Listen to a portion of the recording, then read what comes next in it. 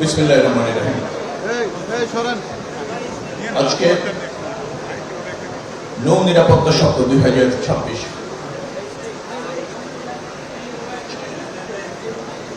এটার এই অনুষ্ঠানে সম্মানিত সভাপতি, উপস্থিত যারা আছেন তাদের সবাইকে শুভেচ্ছা।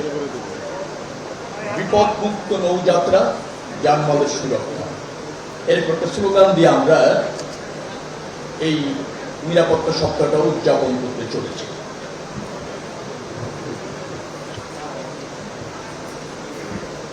শ্রমিকদের কথা শুনলাম, নাবিকদের প্রতিনিধির কথা শুনলাম, মালিক প্রতিনিধির কথা শুনলাম, যারা ব্যবস্থাপনায় জড়িত তাদের কথা শুনলাম। সব জায়গায় একটা অসত্য আছে, অতৃপ্তি আছে, কিন্তু একটা নৌ এবং নৌযান ব্যবস্থাপনার জন্য যত দপ্তর সংস্থা থাকা দরকার সবই আমাদের আছে। কোথাও যেন সমন্বয়ের অভাব, দাবি, অসন্তোষ। আমার জানা মতে আমি 3টি মন্ত্রণালয়ের দায়িত্বে আছি, কোনো মন্ত্রণালয় এত সংস্থা নাই শুধু একটা যাত্রাকে নির্বিঘ্ন করবার জন্য, যেটা নৌ মন্ত্রণালয় আছে। এত সংস্থা কোন একটা মন্ত্রণালয়কে সফল করবার জন্য নেই, বাট নৌ মন্ত্রণালয় আছে। আমার মনে হয় প্রায় 16-17 সংস্থা হবে। তারপরও ব্যবস্থা নিয়ে অসন্তোষ, ব্যর্থতা, অথবা ধরেন সফলতা, যেটাকে বলা হয় অপূর্ণ, এরকম একটা পরিস্থিতির মধ্যে আছে। শ্রমিকরা বললেন শিকাগোতে হয়েছিল শ্রমিক অধিকার নিয়ে আন্দোলন, কিন্তু এটাও তো সত্য, সেই শিকাগোর শ্রমিকরা মার্কিন যুক্তরাষ্ট্র তৈরি করেছিল। আমাদের শ্রমিকরাও ভালো করছে, কোনো সন্দেহ নেই, চেষ্টা করছে, সন্দেহ নেই, কিন্তু আমরাও তো মার্কিন যুক্তরাষ্ট্র হওয়ার মতো মননের চেষ্টায় সেই অগ্রগতি তো আমরা করছি না। দায় আমাদের সব। সেনাবাহিনী দেশ রক্ষা করেন, শ্রমিকরা দেশ নির্মাণ করেন। শ্রমিক হচ্ছে আল্লাহর প্রদত্ত আশীর্বাদ। শ্রম ছাড়া একটা জাতি সমৃদ্ধ হয় না, একটা সমাজ প্রতিষ্ঠিত হয় না। অনেকে বলেন শ্রমিকদের ভাগ্যের পরিবর্তন হচ্ছে না। শ্রমিকদের ভাগ্যের পরিবর্তন হয় না, তার কারণ হচ্ছে শ্রমিকরা এই সমাজ এবং রাষ্ট্রের মূল শক্তি। তাদের শ্রম দ্বারাই এই সভ্যতা প্রতিষ্ঠিত হয়েছে, তাদের অধিকার প্রতিষ্ঠিত হয়। ভাগ্যের পরিবর্তন হয় না, আমি এই কথা বলছি। শ্রমিকরা শ্রম না দিলে রাষ্ট্র সভ্যতা থাকে না। আর শ্রমিকদের ভাগ্যের অধিক পরিবর্তন হলে মালিক হয়ে যায়, শ্রমিক থাকে না। শ্রমিক থাকবেই যদি আপনি রাষ্ট্র এবং সভ্যতাকে বাঁচাতে হয়।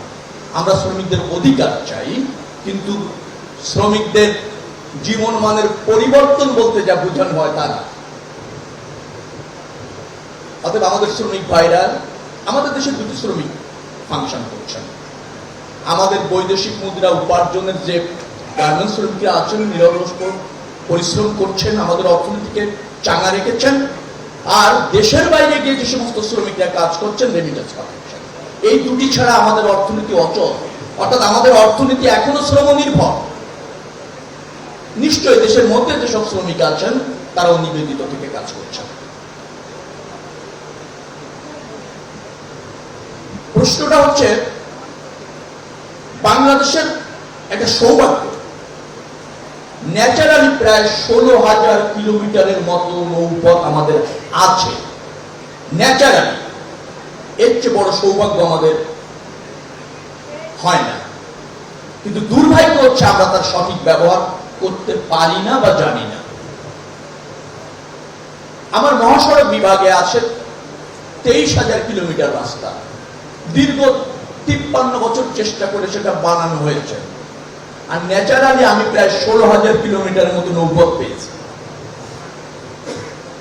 অর্থাৎ নৌপথের আমরা যদি রাষ্ট্রবান্ধব ব্যবস্থা করতে পারতাম, এটা আমাদের জন্য ছিল সবচেয়ে বড় আশীর্বাদ। এই মুহূর্তে ৭,৫০০ কিলোমিটারের মতো আমরা সচল রাখতে পেরেছি। ১২০০ কিলোমিটারের মতো ড্রেজিং চলে সচল রাখার চেষ্টা হচ্ছে। আরো ৪,৫০০ কিলোমিটারের মতো আমাদের সচল রাখার সুযোগ আছে। কিন্তু আমাদের নৌযান এবং নৌ ব্যবস্থাপনা যারা জড়িত সবাই আছেন ফাংশন করার জন্য জরাজীর্ণতা রয়েছে। অনেকে বলছেন আনুষ্ঠানিকভাবে এই সপ্তাহ উদযাপন হবে, তার পরের দিন থেকে আবার যা তাই হয়ে যাবে। এটাও সত্য, কিন্তু এটাও সত্য যে এই সপ্তাহ উদযাপন করার গুরুত্বপূর্ণ প্রয়োজন রয়েছে। আমরা সংযমের মাস পালন করি না, রোজা করি তো, এবং এটা ফরজ ঘোষণা করা হয়েছে আল্লাহ রাব্বুল আলামিনের পক্ষ। কারণটা হচ্ছে বাকি ১১ মাস একজন সাচ্চা মুসলিম কিভাবে চলবে, কি করবে, তা সেই ১ মাসে প্র্যাকটিস করবে। তার ইবাদত, তার সংযম, তার আত্মশুদ্ধি, তার সাচ্চা মুসলিম হিসাবে গত ১১ মাসে যে বিচ্যুতি ঘটেছে সেটাকে কারেকশন করে ওই মহান বা আপনার মাহে রমজানে সে আত্মস্থ করবে, প্র্যাকটিস করবে, নিজেকে প্রস্তুত করবে ১১ মাসের জন্য। এই সপ্তাহ উদযাপন তাই আমরা কর্মে গিয়ে বিচ্যুত হয়ে যাই, কর্মের থেকে মনোযোগ বিচ্ছিন্ন হয়ে যায়, দায়িত্ব থেকে আমরা অপসারিত হয়ে যাই। সামাজিক চাপ, রাষ্ট্রীয় চাপ, ব্যক্তি রাগ, ক্রোধ, প্রয়োজন আমাদেরকে কিন্তু দায়িত্ব কর্তব্য থেকে প্রতিদিন বিচ্যুত করতে চায়। আমরা এই সপ্তাহটা উদযাপন করে আবার আমরা আমাদের সেই ট্রাকে এবং দায়িত্বে ফিরে আসতে চাই। এই জন্যই কিন্তু এই সপ্তাহ উদযাপন বা মাস উদযাপনের প্রয়োজন তৈরি হয়েছে। আমরা এটাকে কাজে লাগাতে চাই। কর্মকর্তারা যারা এখানে আছেন তাদের সাথে প্রায় মন্ত্রণালয় মিটিং হয়। এর বাইরে অনেকে আছেন যাদের সাথে মিটিং হওয়ার সুযোগ হয় না। আমরা নিয়মিত আলোচনা করছি, বিচ্যুতিগুলি যেখানে আছে চিহ্নিত করছি, সমাধান করবার জন্য কাজ করছি। কিন্তু এই চেষ্টাটাকে সফল করতে হবে, সার্থক করতে হবে জনগণের সাথে, রাষ্ট্রের সাথে। নিরাপদ নৌযাত্রা এটা দীর্ঘদিনের দাবি। যে কোনো পরিস্থিতির চেয়ে এখন অনেক উন্নত হয়েছে। আমরা একেবারে শতভাগ নিরাপদ করতে চাই, এটা আমাদের অঙ্গীকার। বাদল ভাই মালিক, লঞ্চ মালিক সমিতির প্রতিনিধি আছেন, কার্গোর প্রতিনিধি যিনি আছেন, সভাপতি যিনি আছেন, তিনিও এখানে বক্তব্য রেখেছেন। বাদল ভাই বলেছেন যে আমাদেরকে মাঝে মাঝে ডেকেন। আমি তো দেখি আপনাদের মাঝেই আছি সবসময়, সব অনুষ্ঠানে, যতগুলি আমি অনুষ্ঠানে গেছি আপনারাই তো আছেন, আপনাদের নিয়েই তো করছি। ওই যে আরেকজন আছেন, আরো কয়েকজন আছেন মালিক সমিতির, ওই ইয়াং একজন আছেন, ভালো কথা বলেন, তরুণ উদ্যোক্তা। আমরা চাই আসলে সমন্বিতভাবে জনগণের নিরাপত্তাটা নিশ্চিত করি, যাত্রাটাকে মনোরম করি, উপভোগ্য করি, ব্যবস্থাপনা যারা আছেন তাদের মধ্যে একটা জবাবদিহিতা থাকে, যেখানে যা প্রয়োজন বৃহত্তর স্বার্থে সে ব্যাপারে সবাই কনসার্ন থাকে। এতটুকু। এই মানুষগুলি যারা এখানে উপস্থিত আছি, এরা দায়িত্ব পালন হলেই তো আপনার এই সেক্টরের চেঞ্জ হয়ে যাবে। কেন হবে না? আমাদের সীমাবদ্ধতা আছে, সক্ষমতা, কিন্তু যতটুকু সক্ষমতা আছে তার শতভাগ যদি আমরা করতে পারি, একদিন সব সীমাবদ্ধতা আমরা অতিক্রম করতে পারবো এবং জানবো। এভাবেই মানুষ সমাজের উন্নয়ন হয়েছে। আপনি ইউরোপ বলেন, আমেরিকা বলেন, যেখানে উন্নয়ন হয়েছে এভাবেই তারা শুরু করেছে। এখন তারা উন্নয়নের চরম শিখরে। আপনি যদি 60-এর দশকের যান, চীনের অবস্থা কি ছিল? এখনো ইন্ডিয়া একটা উন্নয়নশীল রাষ্ট্রের তালিকায়, কিন্তু অনেক সেক্টর তারা ক্রমান্বয়ে ভালো করছে। একদিন হয়তো উন্নয়নশীল দেশের তালিকায় তারা থাকবে না, আরো উন্নত হবে। আমরাও উন্নয়নশীল দেশের তালিকায়। আমরা আমাদের সক্ষমতার সর্বাধিক বিনিয়োগ করতে চাই। বিনিয়োগ মানে অর্থের বিনিয়োগ না, মেধার বিনিয়োগ, শ্রমের বিনিয়োগ, অর্থের বিনিয়োগ, আর স্যাক্রিফাইসের বিনিয়োগ, ছাড় দেওয়ার বিনিয়োগ, তৎপর থাকার বিনিয়োগ। এই বিনিয়োগ ছাড়া শুধু আর্থিক বিনিয়োগে একটি দেশ সমৃদ্ধ হয় না। নৌ পরিবহন মন্ত্রণালয়ের সচিব মহোদয় এখানে আছেন, প্রতিমন্ত্রী মহোদয় আপনাদের সামনে বক্তব্য রেখেছেন। আমরা কিন্তু চেষ্টা করছি আপনাদের দিয়ে আপনাদের শতভাগ কন্ট্রিবিউশনটা নিশ্চিত হোক। আমরা যেন ছোট্ট স্বার্থের উঠতে উঠতে পারি, ক্ষুদ্র স্বার্থের উঠতে উঠতে জানি। আমরা স্যাক্রিফাইস যদি করতে জানি আর নিজেকে যদি শতভাগ ব্রত করতে শিখি, আমার মনে হয় না যে আমাদের মানে খুব একটা প্রতিবন্ধকতা আছে উন্নয়নের ক্ষেত্রে, মনে হয় না আমার কাছে। তো আজকের এই আপনার উদযাপন, নিরাপত্তা, নৌ নিরাপত্তা সপ্তাহ 2026 উদযাপনে আপনারা যারা উপস্থিত হয়েছেন, আমার তাদের কাছে অনুরোধ থাকবে যে দেখেন আমাদের নৌপথটা আমার একটা গড গিফটেড, তো এইটাকে যদি আমরা একটু নিরাপদ এবং সমৃদ্ধ করতে চেষ্টা করি, বিশেষ করে একটা শৃঙ্খলা খুব দরকার। আমি সদরঘাটে গত ঈদে গিয়েছিলাম, ভালো দেখেছি, কিন্তু আমার কাছে মনে হয়েছে আরো ভালো করার সুযোগ আছে। আর কতটুকু ভালো দেখে এসেছিলাম কতটুকু আছে কিনা আমার সর্বশেষ জানা নেই। যদি থেকে থাকে আমি আবার যাচ্ছি। আর যদি এই রকমের ভালো হওয়ার যে সিকোয়েন্স, সেইটাকে যদি একটু অব্যাহত রাখা যায়, আমার মনে হয় 2 থেকে 3 বছরের মধ্যে এই নৌ ব্যবস্থাপনার চেহারা চেঞ্জ করে দেওয়া সম্ভব, এবং সেটা নির্ভর করে আপনাদের উপর। সামনের সারিতে সবাই আছেন, সেদিনও মিটিং করে আসছি বিএসসি থেকে, বাংলাদেশ শিপিং কর্পোরেশনের এমডি এখানে আছেন, ওই যে মেম্বার একজন আছেন, উনি আছেন, তো অনেকেই তো আছেন। কথাটা কেমন হবে আমি জানি না। আপনারা কিন্তু এই জাতির প্রতিষ্ঠিত সন্তান। বিলিভ মি, 1,61,00,000 মানুষ এখনো আছে যাদের প্রতিদিনের ইনকাম 60 টাকা 61 পয়সা মাত্র। তারা কেউ আপনার আত্মীয়, কেউ আপনার ভাই, কেউ আপনার প্রতিবেশী, তার বাইরে। আপনি সেখানের থেকে নিজেকে তুলনা করেন, অনেক ভালো আছেন। বাকিটুকু, এইটুকু ভালো থেকে বাকিটুকু আপনি এই রাষ্ট্রের জন্য দেন প্লিজ। আমরা যে যেখানে আছি এইটুকু নিয়ে যদি তৃপ্ত হই আর বাকিটুকু যদি রাষ্ট্র এবং সমাজকে দেই, তাতেই এই দেশটা চেঞ্জ হবে। এই দেশের জন্য অন্য কিছু করার প্রয়োজন না।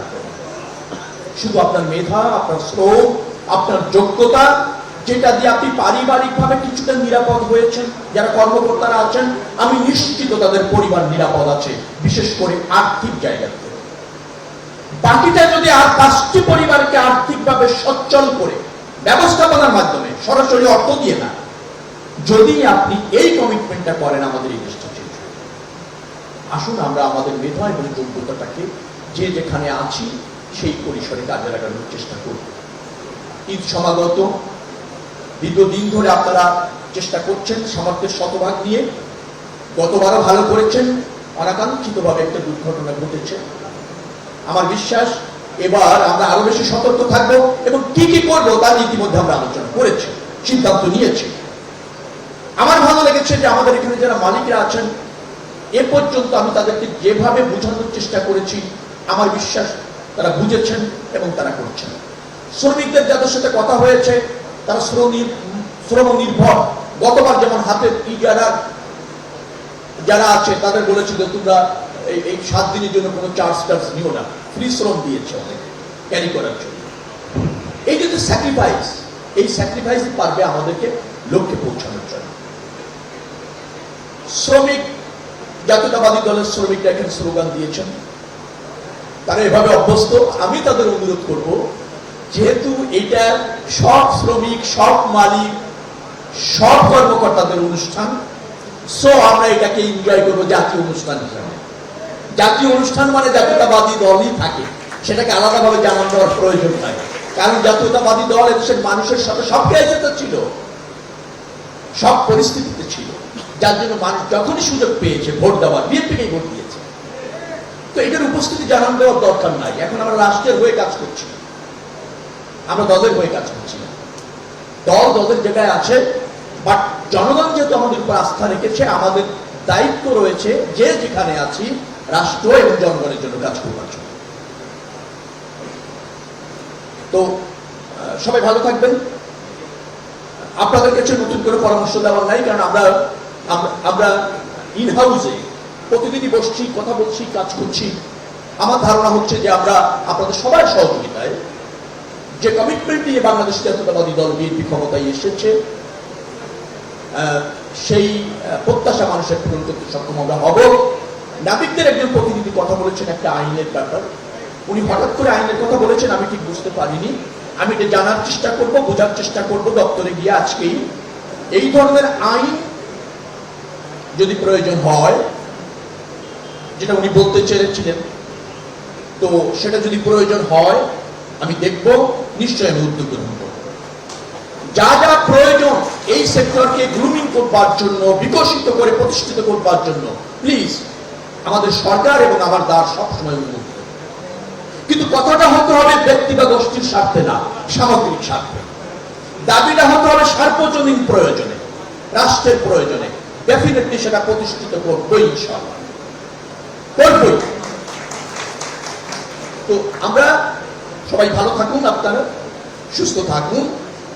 আজকের দিনে অঙ্গীকার করুন ঈদ যাত্রা এবং পরবর্তীতে সারা বছরের নৌযাত্রা, নৌয়ের নিরাপত্তা, যাত্রীদের নিরাপত্তা, যানের নিরাপত্তা, নৌযান, এটা আমরা যার যার জায়গা থেকে শতভাগ চেষ্টা করে প্রতিষ্ঠিত করব। এটাই হোক আজকের দিনে আমাদের অঙ্গীকার। আপনারা সবাই ভালো থাকুন, সুস্থ থাকুন। আল্লাহ হাফেজ। বাংলাদেশ জিন্দাবাদ।